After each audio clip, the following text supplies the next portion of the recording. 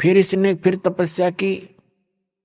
इस काल भगवान ने, जिसके लोक में हम यहां महाकष्ट उठा रहे। तब परमात्मा ने पूछा, अब क्या चाहता है तू? इसने कहा कि मेरे को कुछ आत्मा भी दे दो, मेरा अकेले का दिल नहीं लगता है। परमेश्वर ने कहा कि ये आत्मा मेरी है, मेरे वचन से, मेरी बॉडी से बाहर आई है, मेरे बच्चे हैं, इनको मैं किसी कीमत पर नहीं दे सकता। और मांग ले तेने जो मांगना है। तो इसने फिर से कहा कि दया करो, मेरा अकेले का दिल नहीं लगता। तब परमेश्वर ने कहा कबीर जी ने कि ये जी कोई सब इच्छा से जाना चाहता है तेरे साथ तो पूछ ले उनसे। अब ये फिर आप जी के पास आ गया, जहां आप रहा करते थे, सारी सुविधा थी आपको सतलोक में। सतलोक के अंदर आपके बहुत बड़े सुंदर मकान महल वो खाली पड़े हैं, और सदाबहार बाग है, वहां पर बगीचे हैं, सेब संतरे काजू किशमिश मेवा वहां सदाबहार है।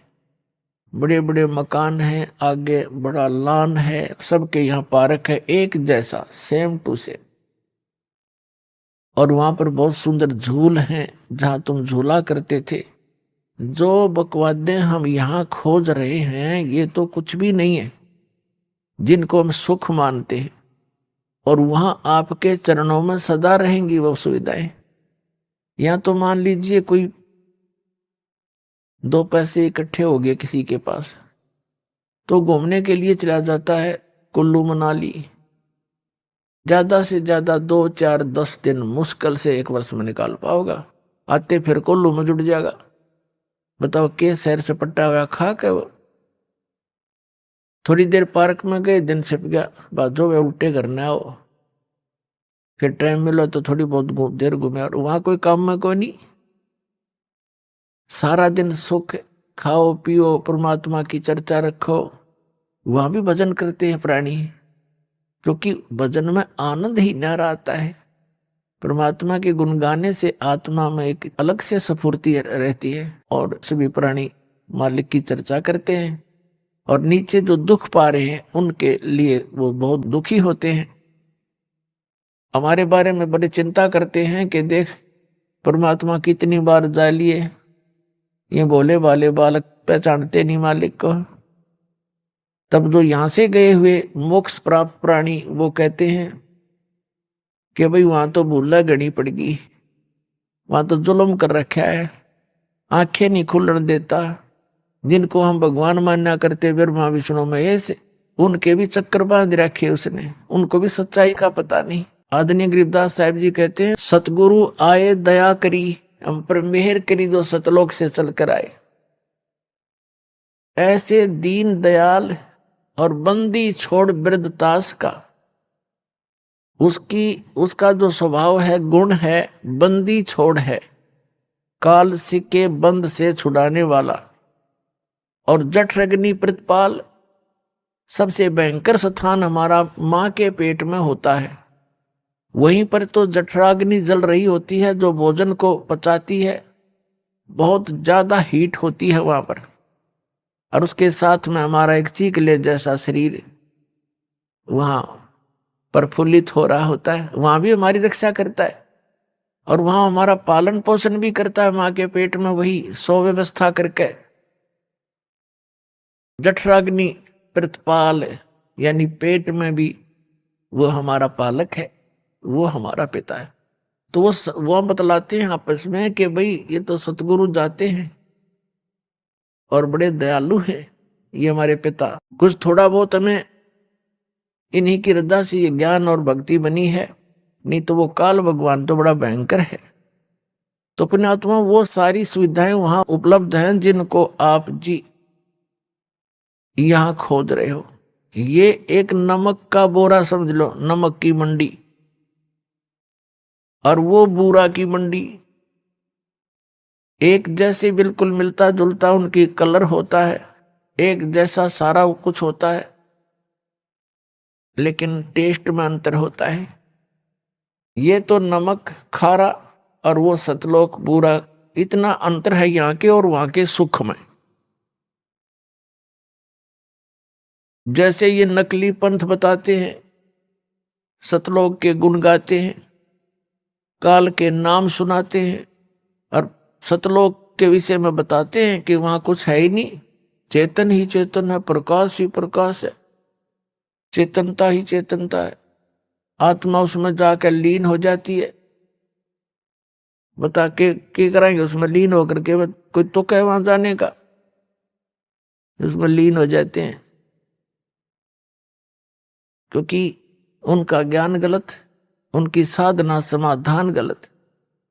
तो जब थ्योरी गलत है तो प्रैक्टिकल ऑटोमेटिकली गलत है। तो पुण्यात्माओं, सौभाग्य आपका, घनी घनी किस्मत सराया करो, सौ सौ शुक्र मनाया करो उस परम पिता के, कबीर भगवान के, आपको इस समय में जन्म मिला और ये सतलोक आश्रम में आपको शरण मिली।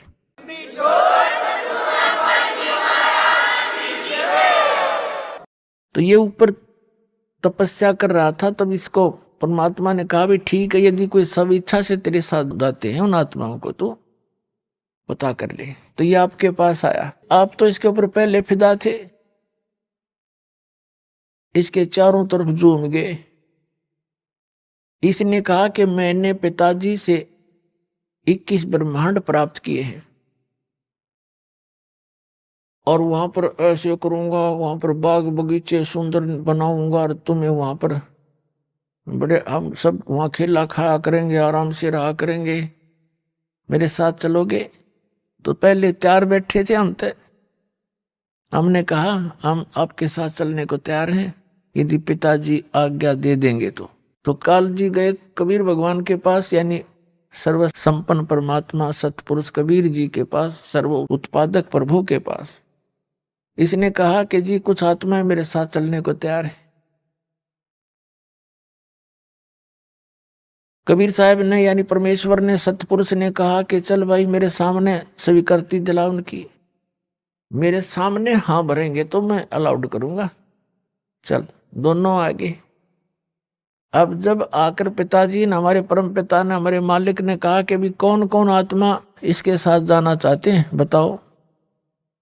अब पहले तो मालिक आकाशवाणी कई बार कर चुके थे और हम ये सोच बैठे थे कि उन्होंने पता नहीं, ऊपर से सावधान, अंदर से हमारे ज्यों की तो वो रोग विद्यमान था, वह बीमारी विद्यमान थी, वो तो अंतर्यामी थे, मालूम था उनका। तो उस पहले आकाशवाणी कर चुके थे कि इसके इस ड्रामे में मत देखो, ये अपनी करनी यू आप पाओगा, इसको मत देखो। तो हम सावधान हो गए थे, न्यू दिखाने के लिए कि हम आपकी आज्ञा का पालन कर रहे। अब वहां उन्होंने पूछा भी बोलो कौन जाना चाहता है, सब सन्नाटा छा गया और चुप करके बैठ गए सारे के सारे, वहां इकट्ठे कर लिए थे दाता। परमेश्वर कबीर जी ने कहा सतपुरुष ने, क्यों भी ज्योत निरंजन, तू कह रहा था कुछ जाना चाहते हैं तेरे साथ, ये तो कोई बोलते नहीं, झूठ बोल रहा था तू। तब सबसे पहले एक आत्मा खड़ा हुआ और उसने कहा कि मैं जाना चाहता हूं इसके साथ। उसके बाद तो फिर हमने सोचा ले यू इसकी भी शर्म सी टूट गई, तो सारे नाथ खड़े कर दिए, हम भी जाना चाहते, हम भी जाना चाहते, दोनों कर दिए, एक भी छोड़। हमने सोचा कहीं यू अकेला सारा आनंद लूट ले, वहां इसके साथ जाकर हम पाछे रह जाएं, हम भी साथ हो लिए। देखा देखी अंदर तो कसक थी हमारे, वो बकवाद भरिए थी, वह तो प्राणी ही थी। परमात्मा ने कहा भाई ठीक है ज्योति ने अंदर तू जा, अपने यही 21 ब्रह्मांड सतलोक के एक बाहर वाई कोने में थे, एकांत स्थान पर बहुत दूर थे सतलोक में ही।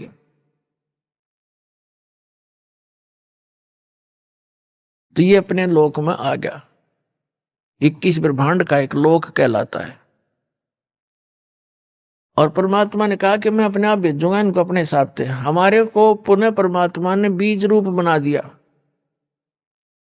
सबको, और जिस आत्मा ने सबसे पहले स्वीकृति दी थी इस काल को सहयोग देने की, इसके साथ आने की, उसका परमात्मा ने कन्या बना दी लड़की, उसके प्रजनन इंद्रिय नहीं लगाई थी। और खूब युवा लड़की सुंदर, और उसके अंदर परमात्मा ने हम सभी को बीज रूप में फीड कर दिया। अपने पुत्र सहजदास से कहा कि जा सहजदास अपनी बहन को और ज्योत निरंजन के पास छोड़या। सहजदास तो परमात्मा का पुत्र है। सबसे पहले 16 पुत्र उत्पन्न किए थे परमेश्वर ने अपने वचन से, तो वहां की सारी व्यवस्था की जिम्मेवारी परमात्मा ने उन्हीं को सौंपी थी। उस सहजदास से कहा कि जा इस अपनी बहन को छोड़ के आ वहां पर ज्योति निरंजन के पास, ये वहां स्वेच्छा से जा रही है, और उसको बता देना कि जो आत्मा तेरे साथ जाना चाहती थी, जिन्होंने स्वीकृति दी थी, उनको इसके अंदर फीड कर दिया है, और जितने भी जीव तू कहेगा नर और मादा ये अपने वचन से उत्पन्न कर देगी। ऐसी शक्ति मैंने इस बेटी को दे दी है। सहजदास ने आके ज्यों की तो कथा इस ज्योत निरंजन को सुना दी।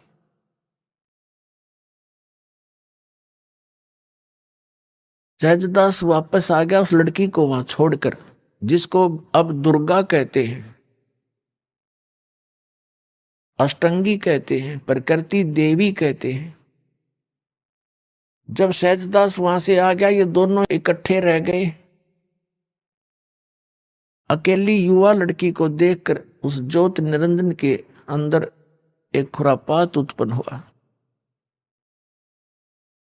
उसके रूप पर आसक्त होकर उसने उसके साथ बदतमीजी करनी चाहिए। लड़की भी उसके आव भाव से परिचित होकर कहने लगी कि ज्योत निरंजन देख, पहले तो तू मेरा बड़ा भाई, मैं तेरी छोटी बहन। तेरी उत्पत्ति पहले हुई अंडे से, और बाद में पिताजी ने हमें उत्पन्न किया था। तुम हमारा बड़ा भाई है, और बहन भाई का यो पाप, ये कर्म महाघोर पाप का कारण होता है। तो ये जुल्म ना करे। उसने आगा पीछा कुछ नहीं देखा, इतना प्रभावित होगा वासनावश कि लड़की के साथ बदतमीजी करने की हद से बाहर पहुंच गया। आलिंगन बंद करना चाहा, ऐसे अभद्र तरीके से मुंह खोल के। उसको पता था कि यहां कोई आने वाला नहीं है। तो लड़की भी उसी बाप की बेटी थी, उसमें भी शक्ति थी। छोटा रूप बनाया, इसके मुख के माध्यम से पेट में पहुंच गई। अब वहां से पुकार करी कि पिताजी मेरी रक्षा करो, मेरी रक्षा करो। मेरे को काल ने अपने अंदर ग्रास लिया, मुझे कहीं स्थान नहीं मिला, इसलिए मैंने अपनी इज्जत की रक्षा के लिए इसके पेट में शरण ली है। तब परमात्मा ने अपने ही पुत्र जोगजीत का रूप स्वयं बनाकर और उसके पास प्रकट हो गए और कहा, ज्योत निरंजन सुन ले वचन परम पिता का। तूने इस सच्चे लोक में, सत्यलोक में यह गलती कर दी। ऐसी गलती करने वाला व्यक्ति इस गंदे लोक में, इस अच्छे लोक में वो गंदा व्यक्ति नहीं रह सकता। और यहां से तुम निकल जाओ, दोनों के दोनों इस 21 ब्रह्मांड को लेकर। लड़की को, अष्टंगी को काल के पेट से बाहर निकाल दिया, नाखूनों से चीर के। पुणात्माओं, एक वचन शक्ति बहुत प्रबल है, इसके आगे यहाँ की साइंस कुछ भी नहीं है। वचन से और नाखून को तो बहाना होता है, जैसे जंतर मंत्र करते हैं कुछ, चाहे वो सींक उठा ले कोई, उसी से करते हैं, काम वो मंत्र नहीं करना होता है। तो लड़की बाहर आ गई, जैसे कहा करना पेट चाक कर दिया। तब जोगजीत रूप में खड़े परमेश्वर कबीर जी सत्यपुरुष ने कहा कि तुम दोनों यहां से निकल जाओ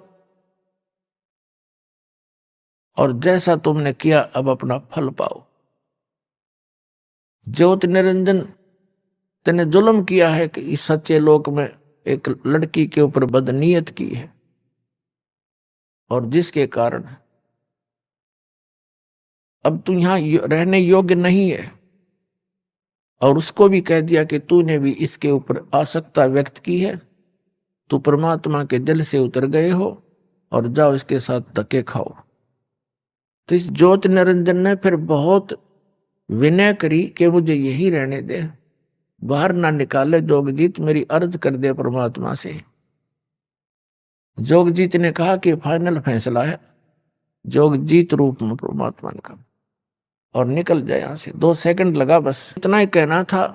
ये 21 ब्रह्मांड विमान की तरह खिसक पड़े वहां से, और जिसके एक वचन पर सारे ब्रह्मांड चल रहे हैं, कबीर परमात्मा के सतपुरुष के पूरे एक वचन से कि जाओ ऐसे ऐसे करो, ऐसे सब पदार्थों में गुण एक वचन से भर दिए, और वो अपनी क्रिया उस परमात्मा के वचन से कर रहे हैं। अब जैसे एक तोरी का बीज कैसा होता है, और उसको बीज देते हैं और उसमें क्या बन जाता है, फिर आगे क्या लगते हैं, क्या ये जादू नहीं?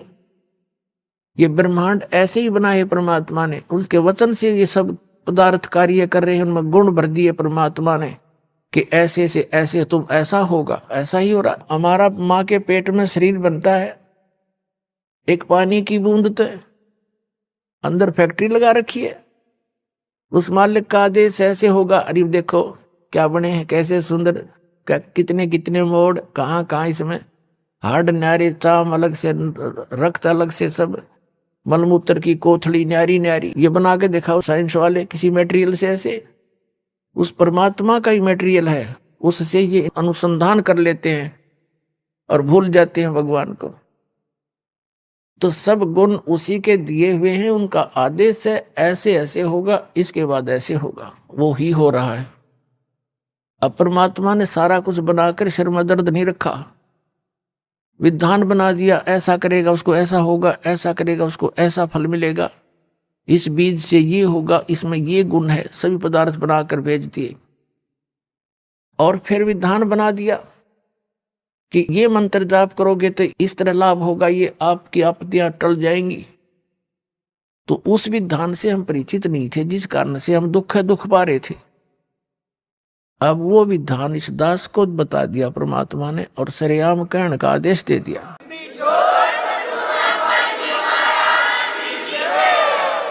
तो पुण्यात्माओं, फिर 21 ब्रह्मांड वहां सतलोक से 16 शंख कोश की दूरी पर आ गए। एक कोस लगभग 3 किलोमीटर का होता है, और नील पद्म शंख 16 शंख कोश की दूरी पे। अब हम इतनी दूर बैठे हैं अपने उस मूल स्थान से, और यहां के ये फिर चक्कर काटने लगे। सब ब्रह्मांड अपने आप घूम रहे उस परमात्मा के आदेश से। अब जो वैज्ञानिक जो रिसर्च कर रहे हैं, ये अंश मात्र भी नहीं कर सकते उस परमात्मा की कंस्ट्रक्शन का, संरचना का। अब ये कहाँ सेट होगी इनकी जो बुद्धि, कि हमारी पृथ्वी को बने इतने अरब उतने वर्ष हो गए, बस इससे पहले पृथ्वी नहीं थी। अकल देखो इनकी। उस परमात्मा ने सारी इतिहास बता रखा, कितनी बार यह पृथ्वी नाश हो ली, कितनी बार एक ब्रह्मांड के नाश हो लिया। और फिर ठीक है, जो जो रिसर्च वो कर रहे हैं वो भी सही है, लेकिन ये सारा कुछ पहले परमात्मा ने अपने वचन से बना दिया था। अब ये प्रसंग बदल जाएगा, पहले वही शुरू करते हैं। ये जब यहां आ गया, इसने ऊपर स्वर्ग की, ब्रह्मलोक की रचना की, और उस सतलोक की नकल यहां पर तकरीबन बनाने की चेष्टा की। दुर्गा के संयोग से बनवाता है, क्योंकि दुर्गा जी के पास वो पावर मालिक ने दे रखी है वचन की। तो वहां ऊपर ब्रह्मलोक के अंदर एक स्वर्ग लोक, महाइंद्र का लोक, सतलोक, अलखलोक, अगमलोक, और नकली, सारे नकली डुप्लीकेट अकलोक, ये सारे बनवा रखे। सुंदर सुंदर पहाड़ हैं, झरने बहते हैं, बाग खिले हुए हैं। तो फिर इस काल ने दुर्गा के साथ फिर वही क्रिया की। दुर्गा जी ने फिर कहा कि आप मेरे बड़े भाई, मैं आपकी छोटी बहन, तो जुल्म ना करे अन्यायी। और दूसरा देख, अब मैं तेरे पेट से बाहर आई हूं, तेरी बेटी होगी, कोई तो नाता राख ले, तो जितने जीव कहेगा मैं उत्पन्न कर दूंगी। लेकिन इसने एक नहीं सुनी, अपने नख रेखा से भग कर ली ना। इसने अपने नाखूनों से स्त्री इंद्री लगाई उस दुर्गा के। पुणात्मा, आप अध्यात्म मार्ग से बिल्कुल अपरिचित हैं, भूले पड़े हैं। वचन की शक्ति बहुत जबरदस्त होती है, और ये छोटी मोटी साधना भक्ति करके ये सिद्ध पुरुष भी अपनी शक्ति भगवान से प्राप्त कर लेते हैं। और वो यहाँ पर ऐसे ऐसे चमत्कार कर देते हैं, जैसे एक सिद्धि सब सागर पीवे, एक सिद्धि जो बहुत जुग जीवे। एक अगस्त ऋषि ने सिद्धि प्राप्त कर ली थी 10-20 वर्ष डले ढोकर, कि 7 समुद्रों को एक चुल्लू में उठाकर और पी गया था। आज के वैज्ञानिक इस बात न मान लेंगे, साधन भी ना माने कि इनका तो दिमाग चल रहा है। जो भगवान से विरुद्ध बोलता है, भगवान को भूलकर बोलता है, उसकी बुद्धि चल चुकी है, ये समझ लेना। उसका दिमाग चला हुआ है, वो व्यक्ति श्रेष्ठ नहीं है। और फिर प्रार्थना की, उसने कुरला मार दिया, एज इट इज भर गए। ये 100 की 100 सत्य है, हमारे ना जच्चे तो भी सत्य है, क्योंकि हम बालक हैं, हमारी बुद्धि कति कंडम होली, अज्ञान सुनते सुनते हम तो हीट एंड ट्रायल मेथड पर सेट हो गए। तो फिर इसने दुर्गा के साथ जबरदस्ती की।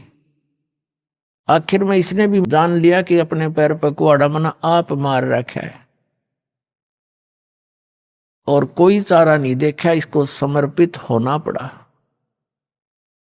इसने बड़ी चतुरता कर रखी है काल भगवान ने। ब्रह्मलोक का जो इसका अपना निज लोक है, जहां ये रहता है प्रत्येक ब्रह्मांड में, उसके सबसे ऊपर के हिस्से में बीच में बहुत बड़ा गैप दे रखा है, समुद्र भर रखे है। उन किसे उधर कोई नहीं जा सकता, एक ऐसी रेखा बना रखी है शक्ति तय। इधर का प्राणी, इवन ब्रह्मा विष्णु महेश भी इसकी आज्ञा बिना उधर जा नहीं सकते। जैसे लक्ष्मण ने एक रेखा खींच दी थी कुटिया के चारों ओर, कोई भी प्राणी उसके अंदर नहीं आ सका था। तो ये तो एक पिछली भक्ति वाले प्राणी ही कर देते हैं, और वो तो इनका बाप है, बहुत बड़ी शक्ति है इसके अंदर। तो वहां पर इसने 3 स्थान बना रखे हैं काल भगवान ने। एक रजोगुण प्रधान अक्षेत्र, एक सतोगुण प्रधान अक्षेत्र, और एक तमोगुण प्रधान अक्षेत्र। जैसे किसी मकान में 3 कक्ष हों, एक कमरे में अश्लील चित्र लगे हों, और दूसरे में साधु संत फकीरों के, महापुरुषों के चित्र लगे हों, उनके इतिहास लिखे हों, और तीसरे में इन शहीदों के, सूरवीरों के वो चित्र लगे हों। तो जब व्यक्ति उस अश्लील चित्र लगे हुए कक्ष में प्रवेश करेगा, उसका आव भाव वैसा ही हो जाएगा, उसकी मेंटलिटी वैसी ही हो जाएगी। तो जब जिसमें साधु संत फकीरों महापुरुषों के फोटो लगे हों, चित्र लगे हों, स्वरूप लगे हों, वहां जाएगा तो ऐसा ही भाव बन जाएगा। उनके इतिहास को याद करके, उनकी जीवनी को याद करके, उनके उपदेशों को याद करके। इसी प्रकार तीसरे कक्ष में जब जाएगा, शहीदों और शूरवीरों के जो चित्र लगे हुए होते हैं, बहादुरों के, तो वहां जाकर उसके स्वभाव वैसा ही हो जाएगा। ऐसे उसके मन में प्रेरणा होगी, इसने ऐसा कर दिया था, ऐसा करना चाहिए, बड़े महान थे। और आप भी उसी तरह की गतिविधि अंदर अपने आप पनप जाती है, और जब तक वहां रहता उसका वैसा ही भाव बना रहता है। इसने ये चतुरता करके क्या किया कि जब जो रजोगुण प्रधान अक्षेत्र है, उसमें इसने अपने 5 मुख बनाए काल भगवान ने, और दुर्गा को सावित्री जैसा रूप बनाया। ये दोनों वहां रहे, रजोगुण प्रधान क्षेत्र में, और इनके संयोग से वहां जो संतान उत्पन्न हुई वो प्रथम पुत्र ब्रह्मा नाम रखा उन्हें कि इसको हमने नीचे छोड़ना है और ये ब्रह्मा कहलाओगा कि वहां की सृष्टि रचयिता। और उसमें क्या हो गया कि रजोगुण ही पैदा हो गया, वो उसके अंदर रजोगुण हो गया कंप्लीट, सबसे अधिक, इतना जबरदस्त। और फिर जब वो दूसरे क्षेत्र में गए सतोगुण प्रधान क्षेत्र में, तब इसने विष्णु जैसा रूप बना लिया, जैसे हम विष्णु जी का रूप देखते, और दुर्गा का रूप बना लिया लक्ष्मी जैसा। इन दोनों के संयोग से जो पुत्र उत्पन्न हुआ सतोगुण प्रधान क्षेत्र में, उसका नाम विष्णु रख दिया और वो सतोगुण युक्त हो गया। तीसरा स्थान इसने बनाया वो तमोगुण प्रधान, उसमें इसने अपने पुत्र, जैसे आप देखते हो शिव ऐसा रूप बनाया, और दुर्गा को पार्वती जैसा रूप बनाकर वहां रहे। वहां जो इनके संयोग से पुत्र उत्पन्न हुआ वो तमोगुणी हो गया, शंकर भगवान के, जिसको शिव जी कहते हैं। अपने आत्मा जैसे मिर्च है, मिर्च के अंदर गुण है कि मुंह फूके, इसने मिर्च कह ले चाहे मुंह फूकनी कह ले, सीधी सी बात, का गुण है इसके अंदर। तो इन ब्रह्मा कह ले चाहे रजोगुण कह ले, विष्णु कहो चाहे सतोगुण कहो, शिव कहो चाहे तमोगुण कहो। और अब हमारे सदग्रंथ भी बताते हैं कि यही तीन देवता हैं और यही तीन गुण हैं। और ये स्वयं स्वीकार करते हैं, अपनी दुर्गा माता से कहते हैं कि आप हमारे ऊपर इतनी दया दिखाते हो, फिर आपने मुझे तमोगुण क्यों बना दिया। इनको मालूम है हमारे अंदर से क्या क्या प्रेरणा हो रही है और क्या क्या प्रभाव कर रही है। अब क्या होता है कि जैसे मिर्च है, इसमें मिर्च कहो चाहे मुंह फूकनी कह लो, मुंह जलाने वाली, तो इसके अंदर गुण है, तो ये कंप्लीट सारा कुछ, वो गुण कहो चाहे मिर्च कहो, वो न्यू का न्यू है। उसका छौंक लगता है रसोई में और छींक आती है तीसरे कमरे में बैठे आदमियों ने, मूल वस्तु रसोई में, उसके गुण ने प्रभाव डाल दिया तीसरे कक्ष में, जो कि वहां से 50 फुट की दूरी पर था। अब इसका कारण क्या है कि उसके गुण ने वहां जाकर दबाव दिया और उन्हें छींक आई, उसके बस की बात नहीं छींक रोक ले कोई। तो ऐसे ही ये भगवान तीनों को फिर क्या किया, इनको अचेत कर दिया बाल अवस्था में, जुन सा भी पैदा होता गया। और जब वो 2-1 वर्ष का जानन जोगा हो, उसको अचेत कर देते, कोमा में डाल देते और परवरिश जारी रखते। जैसे देखा है, एक व्यक्ति कह रहा था कि हमारे रिश्तेदार का एक लड़का इकलौता पुत्र कोमा में जा रहा है और 10 वर्ष से कोमा के अंदर है, और नली से उसमें दूध डाल देते हैं, दलिया डाल देते हैं, और टट्टी पेशाब खूब ठीक करता रहता, उठा उठा कर डाल देते, नवाते हैं। तो ऐसे ही इनकी परवरिश के लिए इनको अचेत रखा, ताकि कहीं इनको पता ना चल जाए मेरे जाल का, काल कहता है। तो जब ये युवा हुए, विष्णु जी को लटा दिया, क्योंकि इसने रचना पहले कर ली थी। विष्णु जी को लेटा दिया एक शेषनाग की सैया पे, और उसके नाभि से कमल ऊपर भेज दिया। अब ये पता नहीं क्या कर दे, जादू जंत्र टाइप की ये सिद्धि होती है। विष्णु तो बेहोश पड़े हैं, अचेत है, उसकी नाभि से कमल निकल गया, वो जाकर ऊपर दूर स्थान पे उस पे ब्रह्मा जी को सचेत कर दिया। कैलाश पर्वत पर शंकर जी रखे हुए थे कोमा में, वहां उसको सचेत कर दिया। ये तीनों फिर सचेत कर दिए, तो ये न देखा, इधर उधर देखा, कुछ भी नहीं दिखा। ब्रह्मा जी खुद कहते हैं मुझे नहीं मालूम मैं कहां से उत्पन्न हो गया, मेरा जनक कौन है, मैं कमल के फूल पर पाया अपने आप को। उस कमल से नीचे उतरा तो विष्णु बेहोश पड़ा, अचेत था। मधु और कैटब नाम के 2 राक्षस ब्रह्मा जी के पीछे पड़ रहे थे। फिर विष्णु जी के अंदर से एक युवती निकली, क्योंकि ये दुर्गा इनमें भूतनी की तरह प्रवेश थी, अन्य रूप बना के, जैसे किसी में प्रेत प्रवेश कर जाता है, बेहोश हो जाता है, और आकाश में विराज के अपना रूप धारण कर लिया। तब इन तीनों को इकट्ठे कर दिए और तीनों को अलग अलग स्थानों पर कि 3 राजधानियां बना दी, एक शिव का लोक, ब्रह्मा का लोक, विष्णु जी का लोक। ये वहां रहते हैं अलग अलग। फिर इन तीनों का विवाह कर दिया। अपने वचन से 3 पुत्रियां बनाई, अपने ही वचन से 3 लड़कियां बनाई इसने, सावित्री, लक्ष्मी और पार्वती नाम रख दिया। सावित्री का विवाह कर दिया ब्रह्मा जी से, लक्ष्मी का विवाह कर दिया विष्णु जी से, और उमा का विवाह कर दिया शिव जी से। और तीनों को अलग अलग राजधानी दे दी और कहा जाओ तुम अपना अपना काम करो। ब्रह्मा से सृष्टि होगी, विष्णु से सतिथि, और शंकर संहार करया करेगा।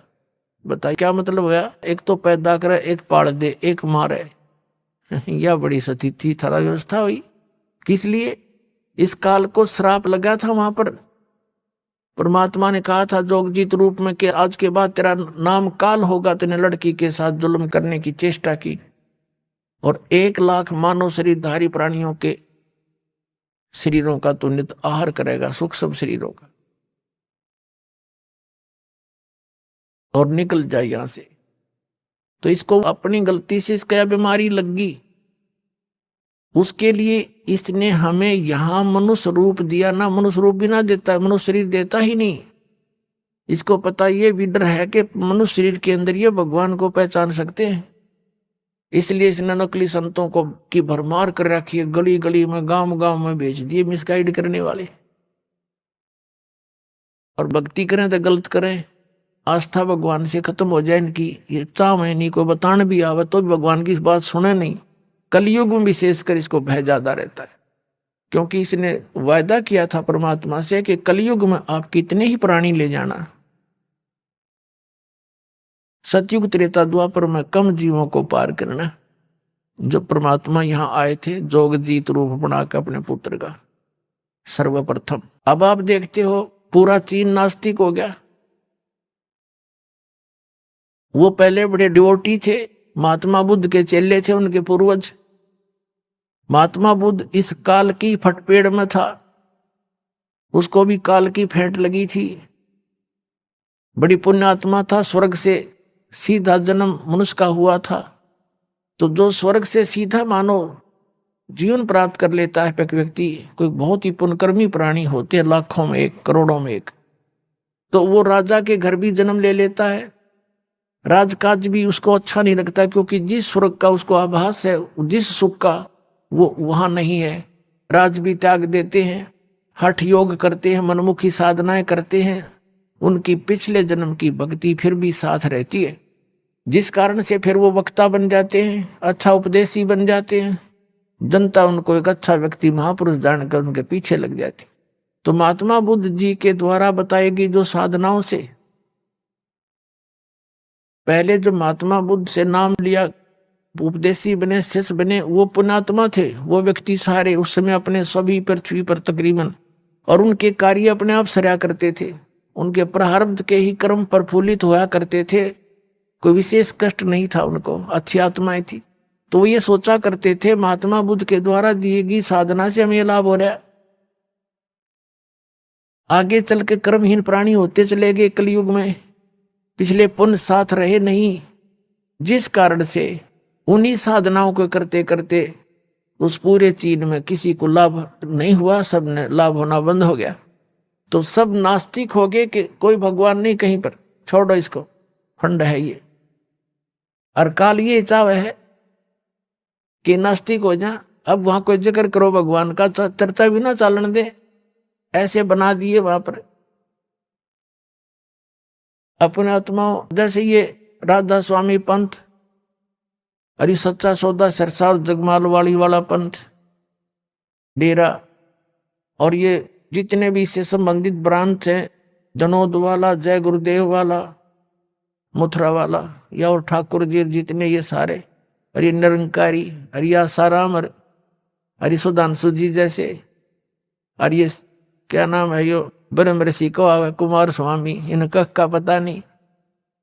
ये पुण्यात्मा अच्छी अच्छी आत्मा इनके पास जाती है, उनका इत्तेफाक से अपना संस्कार कोई अच्छा आ जाता है, नियमित ये बन जाते हैं। जितने सुख ये बताते हैं ना इनके चेले, इतने तो हम पहले भी प्राप्त किया करते, साला सरजाया करते, हनुमान के पुजारी थे और कुछ भी मंत्र नहीं करते थे, इन्हें को जो मिल गया वो मंत्र कर लिया। ये था हमारा पूर्व जन्म का संस्कार फल रहा था। हम सोचा करते हनुमान जी कृपा करें, हनुमान जी क्या की कृपा करें, वह भगत थे। तो पुण्यात्माओं, इनको काल ने इसे काम ला रखा कि इन तक फिर कुछ समय के बाद कुछ भी लाभ नहीं होना इन साधनाओं से।